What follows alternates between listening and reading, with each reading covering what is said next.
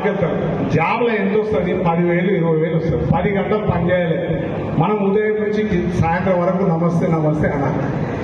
ఇందులో ఒక్క సంవత్సరంలో నీకు బిజినెస్ కాకపోతే కూడా లాస్ట్ ఇయర్ డిసెంబర్ నెల, సపోజ్ జనవరి నుంచి నవంబర్ వరకు బిజినెస్ కాలేదనుకోండి, డిసెంబర్ నెల ఒక్క నెలని 5 ప్లాట్లు అమ్మినాం అనుకోండి, మొత్తం 1 ఇయర్ శాలరీ కన్నా ఎక్కువ వస్తుంది. నేను చెప్తున్నా కదా, ఇది చాలా మంది చేసే మిస్టేక్. ఇది 5-6 నెలలు ఓపిక ఉంటారు, ఇక రాలేదు సార్ కాలేదు సార్ అని రకరకాల ఫీల్ అవుతారు.